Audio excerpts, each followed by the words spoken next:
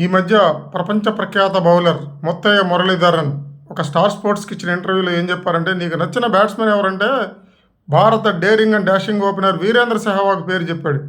సెహవాగ్ అంటే ఒక సంచలనం.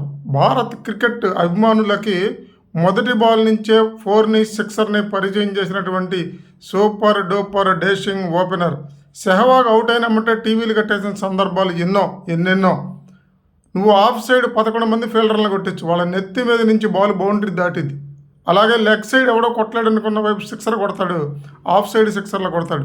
ప్రపంచ ప్రఖ్యాత బౌలర్లు బ్రెట్లీలు, మెగ్రాత్లు, ముత్తయ్య మురళీధరన్లు, అంతకన్నా టాప్ వాళ్ళు కూడా సెహవాగ్కు బాల్ వేయాలంటే చెయ్యి గజ గజ గజ వణికేది. ఇతనికి చాలామంది క్రికెట్ విమర్శకులు ఫుట్వర్క్ లేదని, టెక్నిక్ లేదని, అది లేదని, ఇది లేదని విమర్శించేవాడు. టెక్నిక్ ఉంటే మనకేంటి, ఫుట్వర్క్ ఉంటే బాల్ పడిందా దాన్ని బౌండరీకి పంపించామా, that is Sehwag. Sehwag technique. ఏ టెక్నిక్ లేకుండా 104 టెస్ట్ మ్యాచ్లు ఆడాడా, 250 పైగా వన్డేలు ఆడాడా, 20కి పైగా T20లు ఆడాడా.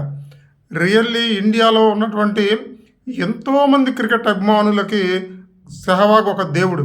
సచిన్ కన్నా సెహవాగ్నే చూసేవాళ్ళు. ఇద్దరు ఓపెనింగ్ వచ్చినప్పుడు ఎక్కువ బాల్స్ సెహవాగ్కే రావాలని కోరుకునేవారు. అతనికి ఎటువంటి ఎమోషన్స్, ఎటువంటి టార్గెట్స్, ఫీలింగ్స్ ఏమీ ఉండవు. అది T20యా, అది 50 ఓవర్సా, అది టెస్ట్ మ్యాచ్ అది అనవసరం. ప్రతి బంతిని కొట్టడమే. ఇంకొకటి ఏంటంటే 99 మీద ఉన్నానా, 199 మీద ఉన్నానా, 299 మీద ఉన్నా అనేది సెహవాగ్ అనవసరం.